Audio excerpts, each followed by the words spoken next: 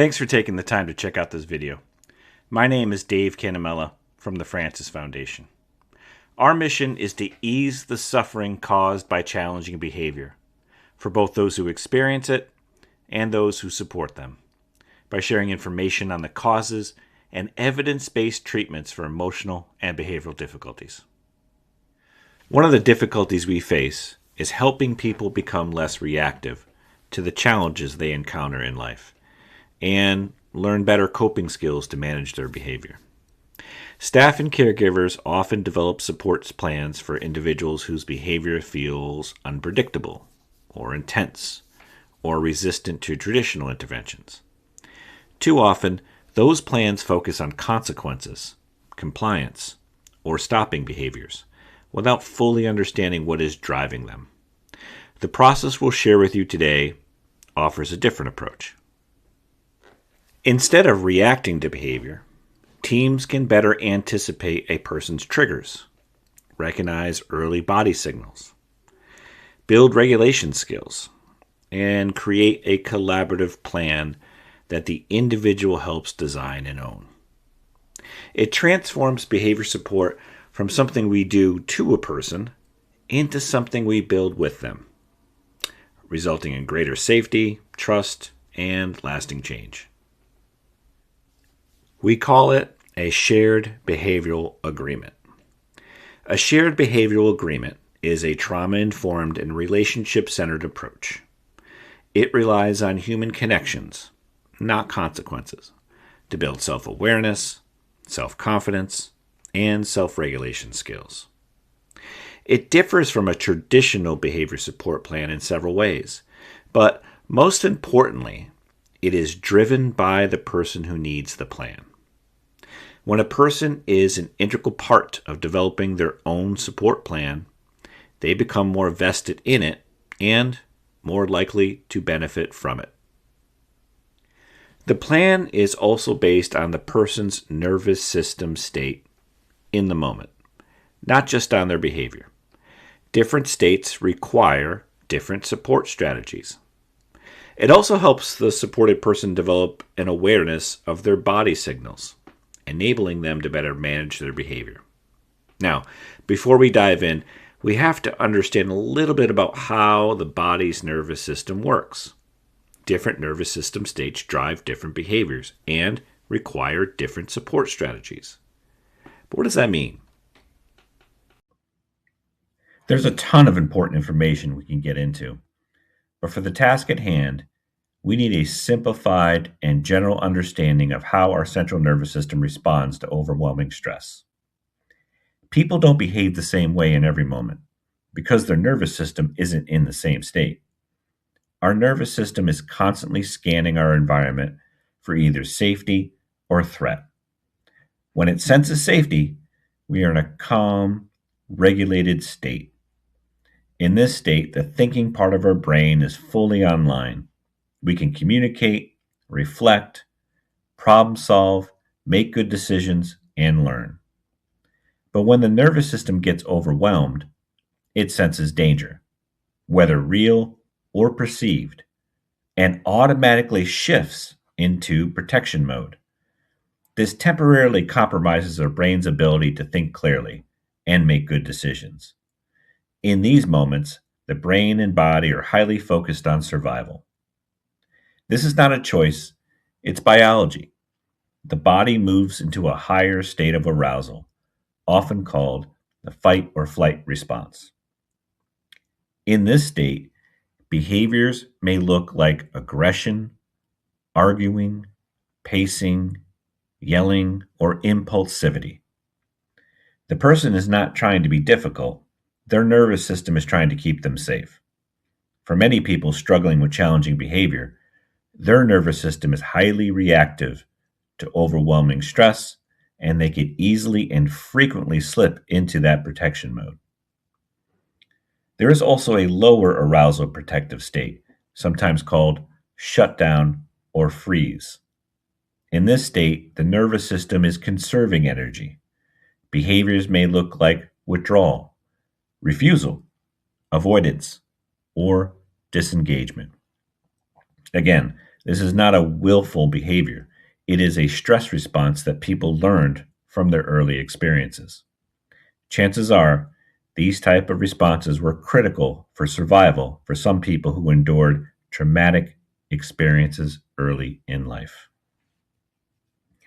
Supporting someone with a highly reactive nervous system starts with developing strategies to keep them regulated and calm, and building skills to manage stress when it rises. A common misconception is that people can learn regulation on their own. Simply telling someone to take a deep breath rarely works. Regulation is learned through safe, trusting relationships over time. Most of us learn to effectively manage stress by reaching out to others for support. Our nervous system learned this through countless interactions with responsive caregivers throughout our early experience. This is called co-regulation. It's when a calm person helps soothe another's nervous system, and over time, this builds the foundation for self-regulation. For those with an overreactive stress response, this skill may not have developed, but we can support them now by practicing regulation together through exercises like breathing, meditation, or other grounding practices, not just during times of distress, but throughout the day, even when they are calm. The key is to practice regulation skills when you don't need it, so it's easier to perform the skill when you do. Developing a regulation practice and frequently practicing together will give the person the skills and confidence to self regulate over time. When we understand the nervous system, behavior makes sense. And when we match our support to a person's state, we respond with intention, compassion, and effectiveness. Now, let's return to creating a shared behavioral agreement. So let's get into it. We use this tool which we call emotional thermometers. The emotional thermometer is a scale that measures a person's level of arousal and regulation. It's scaled from 1 to 10 and has a green zone representing a calm, regulated state. That signals that all is well. And a yellow zone, which signals early dysregulation.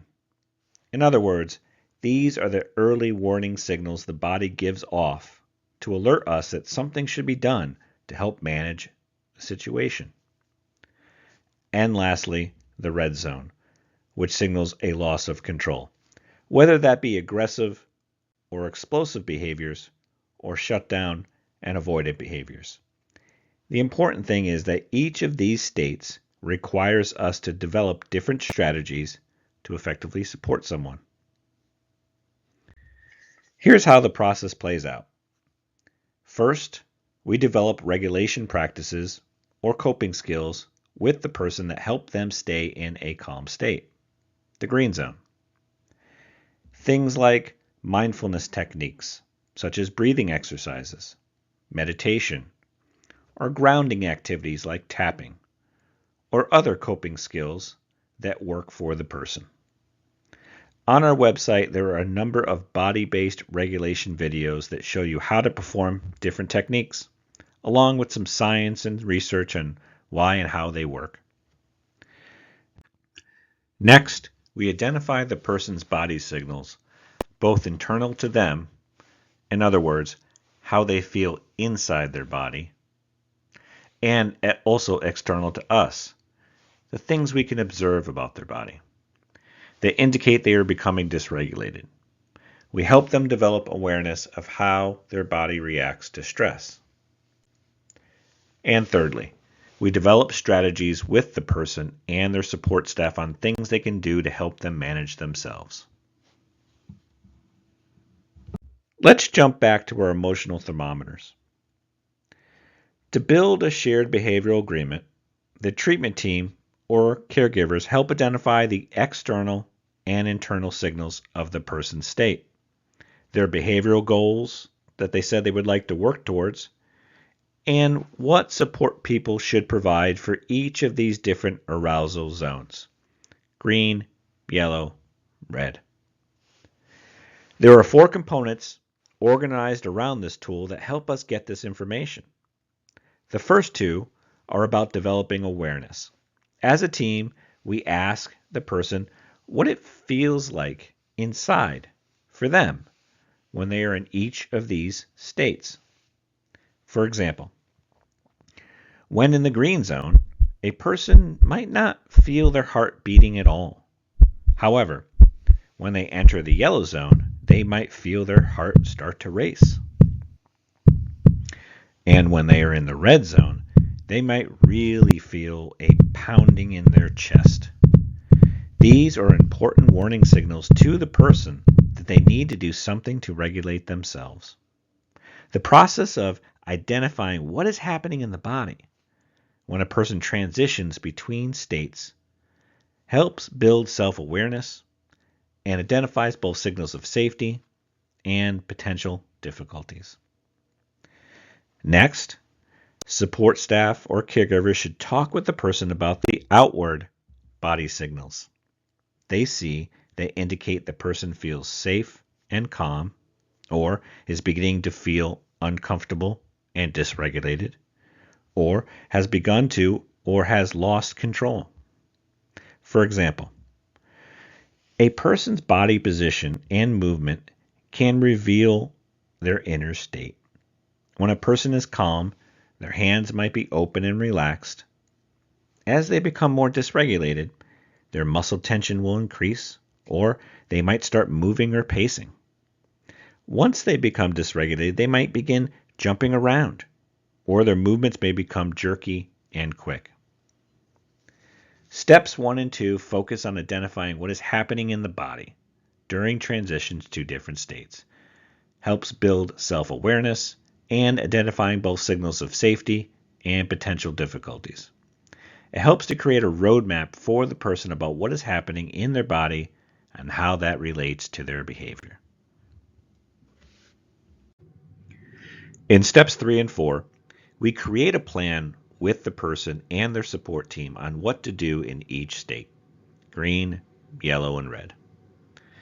Starting with step 3, we explore with the person the regulation tools and strategies that help them remain in a calm state.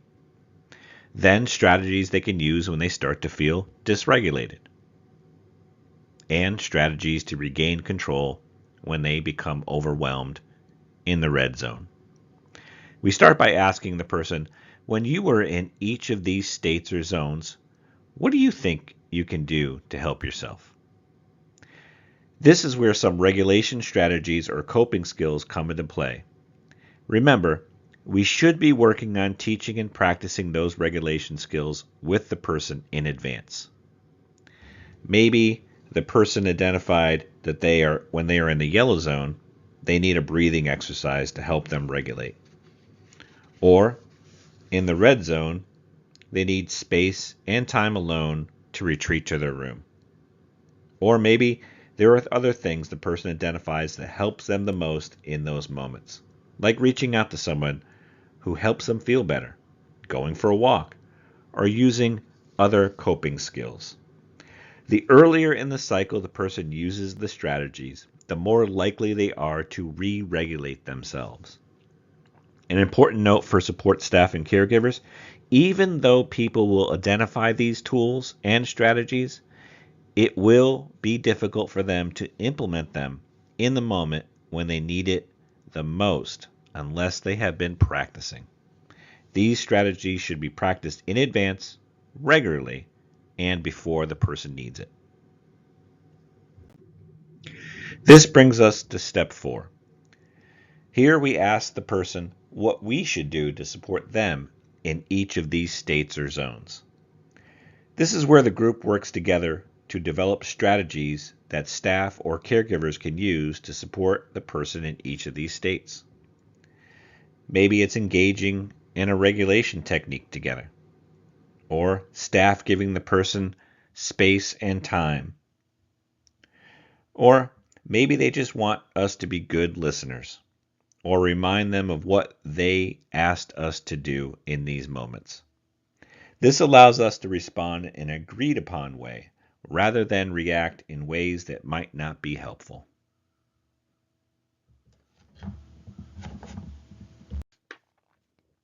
It's important to mention a few caveats about this process. Before we embark on this journey, we need to ensure the person feels safe and connected to those who will help them through this process. Remember, examining one's behavior in front of a group of people is quite challenging and takes a lot of courage. It's critical that you have a trusting relationship to build upon. This process also requires us to be curious about the person, what they are thinking and feeling, and how their history plays a role in their current behavior. We need to leave behind any pejorative notions or explanations, such as the idea that they are just doing it for attention or trying to manipulate others. Those misconceptions will only drag us down and are not helpful to the person or this process. We need to approach this with empathy, compassion, curiosity, and without judgment or criticism.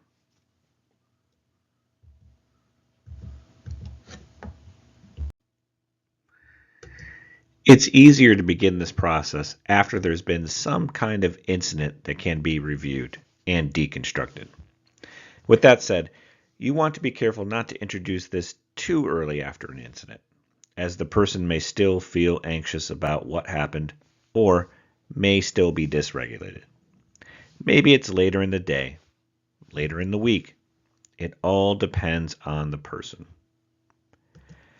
It's also important to remember that if we detect that the person, or really anyone else involved, like staff or caregivers, start to become dysregulated during the process, we stop and engage in a grounding or regulation technique to feel safe.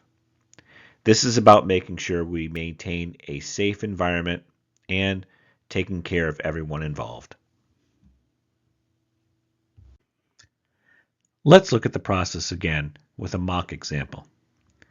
This is Jane Doe, not a real person, just a stock photo. But Jane is going to help us fill out this emotional thermometer. A little background on Jane. She had a very traumatic history and was in and out of foster homes and residential programs most of her life. She also struggled with managing her behavior. Recently, there was an incident in which she was being transported to school, and without notice, she lunged over the back seat and tried to hit the driver. Staff had to pull over and call the crisis team. Now, the school is concerned about what happened for obvious reasons. Incidents in a moving car are very unsafe, and the school is considering stopping transportation to and from school for Jane. First, we need to let Jane know that it must have been very scary for her and everyone in the car, and that maybe we can work together to figure out what happened. We start by introducing the emotional thermometers and explaining that we use a scale from 1 to 10 to indicate how we are feeling. 1 through 3 are in the green zone, and that means we feel calm and relaxed. 4 to 7 is in the yellow zone, and that means we're starting to feel anxious or worried. Something just doesn't feel right. And then 8 to 10, which is in the red zone, when we feel completely overwhelmed and maybe feel out of control. A quick side note. There are several ways for people to indicate these states. We can use the numerical scale or the color scale, whichever people find easier. Once we have established the scale with Jane, we use it to identify what happened in her body when they are in different states and add that information to the thermometer.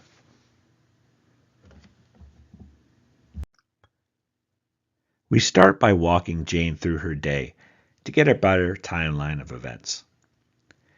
We might ask how she felt before leaving the house to get into the car. Jane said she felt fine. We would ask, where on the scale would you say you were? Jane responds that she was a 1 or 2 in the green zone. We then ask how she felt when she got into the car with the staff. Jane said she got into the back seat and the 2 staff members got into the front seat. She said she started to feel anxious. Again, we ask her, where on the scale do you think you were? She responds with a 4 in the yellow. We then start to ask, where in your body did you feel it? Can you describe it? Jane said her stomach hurt, and it felt like a sharp pain. We then might ask, what were your thoughts at the time? What were you thinking? Jane said that the two staff members were talking to each other and not her, and she thought they were mad at her. We might ask, how did that make you feel? She responds, not good, like I was alone. We might ask, did you tell the staff how you were feeling? She responds, no.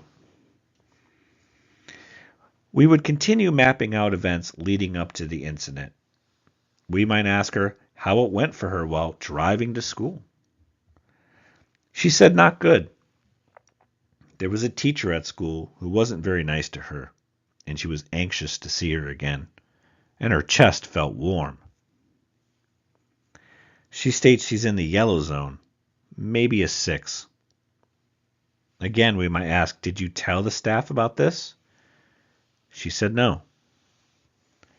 We are still leading up to the incident, and might ask Jane if there was anything else she remembers about the drive right before the incident. Jane said they passed her old school, and seeing it triggered these memories of being restrained and other bad experiences. She said her stomach felt like it turned over. She was a 10 and definitely in the red. She felt the need to get away and without thinking, tried to jump over the seat and hit the driver. Okay, we got a lot of helpful information from Jane about what was going on for her. Now it's time to use this information to construct a better plan. As we can see, there is a lot going on for her. Her distress response is first to be avoided. She doesn't reach out to others for help, and she has a hard time telling people what's going on inside her and how she feels. We also know that when she gets overwhelmed, she feels an urgent need to escape and get away. And if she can't get away, her body resorts to aggressive or explosive behavior to help her escape, like lunging at the driver in the car. This is a typical response from the central nervous system in people struggling with challenging behavior. Remember, their fight-flight system is responding to overwhelming stress and is in protection mode. If they are trying to escape, flight, to feel safe, and we interrupt or block that, their nervous system only has one option left: fight, and we certainly don't want that. Let's start plugging this information into our thermometer. Jane stated that she first started feeling anxious when she got into the car and thought the staff were mad at her, and recalled that her stomach hurt, that she was about a 4 on the scale. Then she stated that having negative thoughts about seeing a teacher at school who she thought didn't like her, and her chest felt warm, that she was at a 6 on the scale. And as the drive to school continued, they passed her old school, and she had a flood of intrusive thoughts and bad memories from her time there. She reported that she felt like a 10 and that her stomach really hurt bad, and it felt like it turned over. That's when she felt the urge to escape and lunged over the seat. Now it's time to interview the staff about what they observed of Jane when she was in each of these states. Staff were supportive of her recollections, but also noted that Jane seemed quiet, and they weren't checking in with her much during this time, and didn't notice much. But they were still able to piece together some observations. When staff were in the front seat talking, Jane got very quiet and didn't talk at all, which is not like her. As they were driving, one staff member noted she observed Jane slightly rocking her body back and forth in her seat, but still very quiet. When they passed her old school, she jumped over the seat towards the driver. We now have important information and awareness for both Jane and her staff. Jane now knows that her body sends her signals when she's becoming dysregulated. And this exercise helped her identify what those signals are. So next time, it will prompt her to do something to manage herself before she gets into the red zone. Staff are also now aware of her external body signals when she starts to feel dysregulated, so they can help establish supports for her. Now that we reviewed the first two components of the thermometer, it's time to look at the last two components and develop a plan for next time. We asked Jane if there was anything that might help her stay in the green zone. Jane said she's been practicing a breathing technique she does with her staff that helps her stay calm and relaxed. Maybe doing some breathing before or during the car ride might help. She also acknowledged that she should have reached out to the staff and let them know how she was feeling. Jane did a great job of thinking through the green zone. Now, let's ask her about the yellow zone, when her body sends signals that something isn't right. What would help you the most so you don't get into the red zone? Jane said she can tell the staff when her stomach starts to hurt or when her chest feels warm. Maybe she could try her breathing exercises in the car. Everyone agreed that if she felt that way, we could pull the car over and let her get out to help her settle down. Now let's look at the last component and ask Jane, when you're in each of these zones, what would you like others to do that would be helpful to you? The team should work with Jane to reach a consensus on how best to support her next time. They might identify that staying engaged with Jane and checking in how she's feeling might be a good way to keep her in the green zone.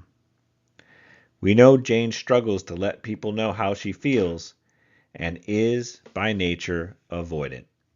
So having people check in with her is a great strategy. They also agreed to do the breathing exercises with Jane before or during the car ride. Another great strategy. They also agreed that if staff observe Jane in the yellow zone and see her rocking back and forth, it's best to pull the car over and check in with her. And before she gets to the red zone, the team agreed that they need to create an escape plan that works for her and still keeps her safe when they pull over. This way, if she gets overwhelmed, she can escape rather than lunging towards the driver to get out of the car. Incidents of dysregulation while driving or by the roadside can be dangerous. Careful planning is needed when creating a safe escape plan with Jane. After reviewing the thermometer together for accuracy and understanding, the team and Jane should celebrate. They just developed a shared behavioral agreement, not based on unrelated consequences, but instead a learning opportunity for both Jane and the team.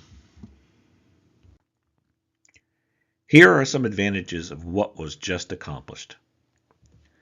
Since the shared behavioral agreement was constructed together, it is more likely that our support will be accepted when needed.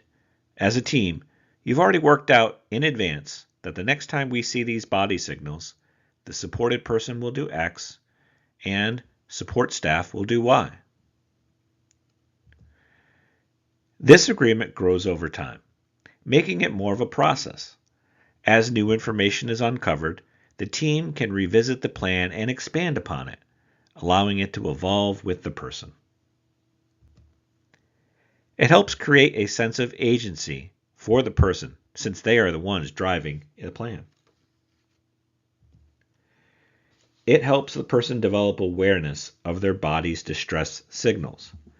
When we become aware of when our body states are changing, we have an opportunity to take action to help manage ourselves. And the process helps create a safe environment free of criticism and judgment, that allows people to share their true thoughts and feelings. It also relies on human connection rather than consequences to build self-awareness, self-confidence, and self-regulation skills. Thanks for taking the time to check out this video. We hope you put these things into practice with whoever you support, and please visit our website if you're looking for more videos and resources.